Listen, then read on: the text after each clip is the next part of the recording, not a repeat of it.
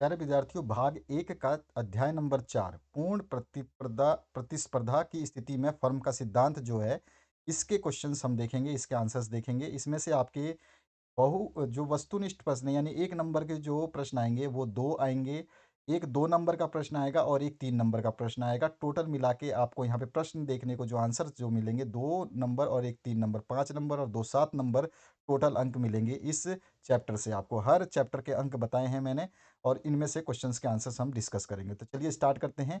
और मैंने बताया है आपको 3 चीज़ों को बहुत ध्यान से पढ़ लेना, आपके प्रश्न बैंक को, आपके प्री बोर्ड एग्ज़ाम पेपर को और साथ ही साथ आपके जो मॉडल पेपर्स हमने सॉल्व करवाए हैं उनको, ताकि आपके एग्ज़ाम बेहतरीन हो सकें। पहले क्वेश्चन से स्टार्ट करते हैं।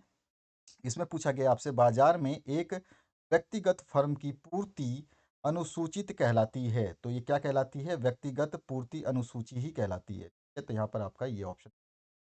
अगला जो क्वेश्चन है दूसरा, पूर्ति के नियम के अनुसार किसी वस्तु की पूर्ति की और मात्रा की और उसकी कीमत के बीच संबंध होता है। ये और नहीं है, और है। ठीक है, पूर्ति और पूर्ति की मात्रा के बीच जो है आपको संबंध बताना है। ठीक है, तो यहाँ पर जो आंसर आपका आएगा, इसमें क्या आएगा? आपका धनात्मक संबंध होता है। कैसा संबंध होता है? धनात्मक जो है, बोल रहा है पूर्ति के नियम के अनुसार किसी वस्तु की पूर्ति की मात्रा और है यहाँ पे, और उसकी कीमत के बीच जो संबंध होता है वो धनात्मक होता है। अगला जो क्वेश्चन है इसमें बोला गया है, पूर्ति में विस्तार की दशा में चलन होता है। पूर्ति की विस्तार की दशा में चलन होता है। तो कैसा चलन होता है? तो यहाँ पर आपका आंसर आएगा, एक ही पूर्ति वक्र पर नीचे से ऊपर की ओर। कैसा चलन होता है? एक ही पूर्ति वक्र पर नीचे से ऊपर की ओर।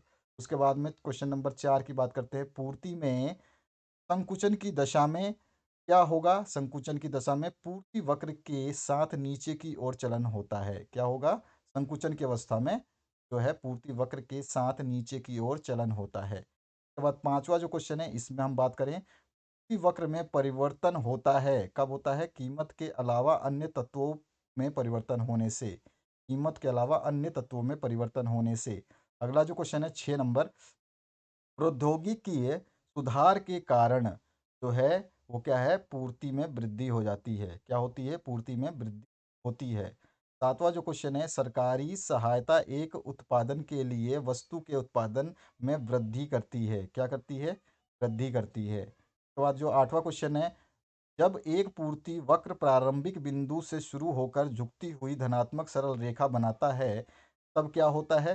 तो तब जो है आपका ई एस बराबर 1 हो जाता है। उसके बाद जो नेक्स्ट 9th नंबर क्वेश्चन है इसमें पूछा गया, जब पूर्ति वक्र एक्स अक्ष के समानांतर होता है तब पूर्ति की लोच जो है वो कैसी होगी? तो पूर्ति की लोच जो है हमारी अनंत हो जाएगी। कैसी हो जाएगी? अनंत हो जाएगी। के बाद जो नेक्स्ट क्वेश्चन है इस पूछा गया है, जब वस्तु की कीमत 4 रुपये प्रति इकाई से बढ़ाकर 5 रुपये प्रति इकाई यानी 1 रुपये का इजाफा किया जाता है और पूर्ति की मात्रा बढ़ा करके 100 इकाई से 120 इकाई की जाती है, यानी कि 20 इकाइयाँ बढ़ाई जाती हैं, तब इसकी पूर्ति की कीमत लोच जो है वो आपको बतानी है कितनी होगी। तो यहाँ पर जो पूर्ति की लोच जो है इसमें आपका 1 रुपये की वृद्धि हो रही है, तो यहाँ पर आपका सी ऑप्शन जो है करेक्ट हो जाएगा 1। ठीक है, अगले क्वेश्चन की बात करते हैं। एक सेकेंड, आपका नहीं, 0.8 होगा। ठीक है, कितना हो जाएगा? 0.8। तो आपको जो है बी ऑप्शन करेक्ट कर ले। क्या करना है? बी ऑप्शन करेक्ट कर। 0.8 हो जाएगा। यहाँ पर पूर्ति की लोच जो हो जाएगी, इसकी पूर्ति की कीमत लोच जो है 0.8 होगी। ठीक है, यहाँ पे 20 की वृद्धि हो रही है और यहाँ पे 1 की वृद्धि हो रही है। ठीक है, तो यहाँ पर जो है आपकी वृद्धि कितनी हो जाएगी? यहाँ पर जो है आपका 1 रुपये की वृद्धि यहाँ कर रहा है, यहाँ पर जो है आपको 0.8 आ जाएगा। ठीक है, इसके सॉल्यूशंस मैं नहीं करवा रहा हूँ, केवल आंसर्स फटाफट बता रहा हूँ, क्योंकि इतना समय अब मेरे पास नहीं है ना आपके पास है कि मैं आपको इसको डिस्क्राइब करूँ एक एक चीज़ को। ठीक है, अगले क्वेश्चन की बात करते हैं। Question number 11। क्वेश्चन नंबर 11 में पूछा गया आपसे, क्वेश्चन नंबर 11 में पूछा गया, निम्नांकित में पूर्ति का आवश्यक तत्व नहीं है। तो मतलब इनमें से पूर्ति का आवश्यक तत्व कौन सा नहीं है ये आपको बताना है। तो पूर्ति का आवश्यक जो तत्व क्रय की इच्छा नहीं है। ठीक है, तो 12वां जो क्वेश्चन है, पूर्ति में उसी कीमत पर गिरावट आ जाती है जब जब क्या होता है? पूर्ति में कमी हो जाए। जब क्या होगा? पूर्ति में कमी हो जाए। उसके बाद में 13 नंबर जो क्वेश्चन है इसमें पूछा गया है, निम्नांकित में उत्पादन के साधनों की कीमत बढ़ने का परिणाम जो है पूर्ति वक्र का बाईं ओर शिफ्ट हो जाना है। के बाद में 14 नंबर जो क्वेश्चन है इसमें पूछा गया है आपसे, बाजार अवधि वह समावधि है जिसमें क्या होता है, मांग में परिवर्तन दशाओं के अनुसार पूर्ति समायोजित नहीं की जा सके। ठीक है, तो यहाँ पर आपको ये ऑप्शन कर। अगला जो है 15 नंबर क्वेश्चन, इसमें पूछा गया आपसे, आधुनिक टेक्नोलॉजी से एक मशीन की स्थापना से उत्पादन लागत में कमी आ जाती है, तो इसे हम क्या कहेंगे, इसे कहेंगे पूर्ति में वृद्धि। क्या कहेंगे, पूर्ति में वृद्धि। ठीक है, तो 15 आपके एमसीक्यू हो गए। चलिए आप खाली स्थानों को भरते हैं। तो खाली स्थानों में आपसे पहला क्वेश्चन पूछा गया है, पूर्ति एक खाली स्थान अवधारणा है। तो पूर्ति जो है एक सामान्य अवधारणा है, यहाँ पे क्या लिखोगे आप, सामान्य। उसके बाद जो नेक्स्ट क्वेश्चन है, कर की मात्रा में वृद्धि होने पर पूर्ति खालिस्तान है, तो क्या होती है, पूर्ति घटती है। क्या होती है, पूर्ति घटती है। उसके बाद जो तीसरा क्वेश्चन है इसमें पूछा गया, फर्मों की संख्या बढ़ने में पूर्ति खालिस्तान है, तो पूर्ति जो है, जो फर्मों की संख्या बढ़ने में पूर्ति भी जो है बढ़ती है। क्या आ जाएगा यहाँ पे, बढ़ती है।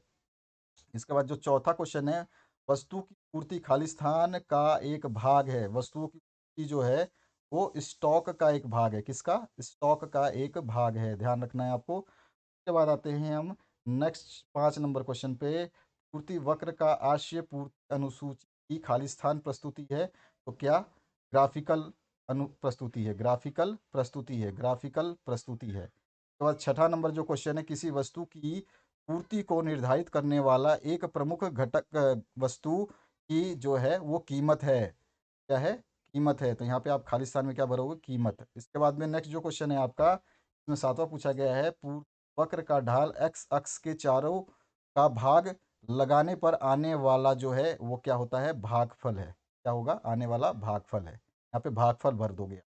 ठीक है, अब आपका एक शब्द एक वाक्य में जो उत्तर के 8 क्वेश्चन से इनके भी देख लेते हैं, ताकि आपकी जो समस्या है ना उसका समाधान कंप्लीट हो पाए। तो चलिए हम पहले क्वेश्चन से स्टार्ट करते हैं। इसमें पूछा गया, अल्पकाल में फर्म का पूर्ण पूर्ति वक्र किस प्रकार का होता है। अल्पकाल की बात कर रहा है, तो अल्पकाल में जो है सीधी रेखा के रूप में होता है। क्या लिखेंगे आप इसका आंसर, सीधी रेखा के रूप में होता है। यहाँ पे आंसर लिखोगे सीधी रेखा के रूप में होता है। उसके बाद दूसरा क्वेश्चन है, फर्म के पूर्ति वक्र को तकनीकी उन्नति किस प्रकार प्रभावित करती है।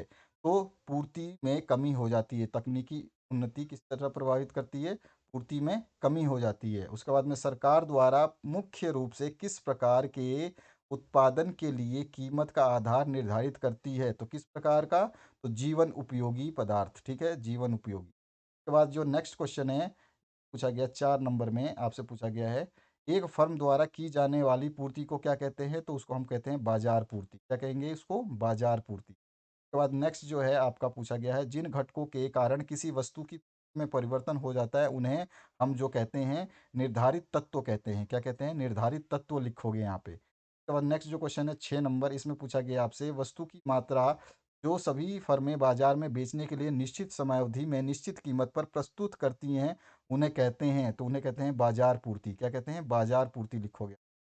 इसके बाद में नेक्स्ट जो आपका क्वेश्चन है 7वां, किसी वस्तु की को निर्धारित करने वाला सबसे महत्वपूर्ण घटक कौन सा है, तो सबसे महत्वपूर्ण घटक लिखोगे कीमत। ठीक है, क्या लिखोगे यहाँ पे, मूल्य, कीमत, यानी कि प्राइस। उसके बाद में 8वां क्वेश्चन है, उत्पत्ति के साधनों की कीमतों में वृद्धि उत्पादन की लागत में वृद्धि कर देती है जिससे कमी हो जाती है, तो उसको हम क्या कहेंगे, किस में कमी हो जाती है, तो लाभ में कमी हो जाती है। यहाँ पे क्या लिखोगे, लाभ में कमी हो जाती है। जिससे कमी हो जाती है, किसमें होती है, लाभ में कमी हो जाती है।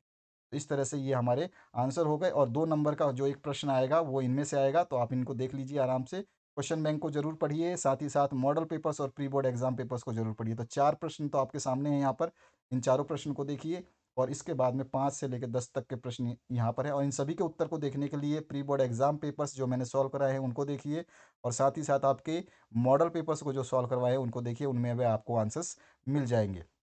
तो यहाँ पर लघु उत्तर, ये जो 3 नंबर का एक प्रश्न आएगा वो इनमें से आने के पूरी चांसेस है। तो यहाँ पर जो है 3 नंबर का प्रश्न है, और इनको देख लीजिए, इनको तैयार जरूर करना है। इनके भी आंसर्स आपको क्वेश्चन बैंक के जो मैक्सिमम सॉल्यूशंस है वो आपके प्री बोर्ड एग्जाम पेपर्स में और आपके मॉडल पेपर्स जो जारी किए गए थे बहुत पहले, सबसे पहले मैंने सॉल्व करवा दिए थे। शायद आपको बहुत ही मुश्किल से किसी चैनल पे मिलेंगे वो मॉडल पेपर्स, तो वो मॉडल पेपर्स भी मैंने सॉल्व करवा दिए थे। तो उनको आप चेक कर लीजिए, उनमें आपको आंसर्स मिल जाएँगे।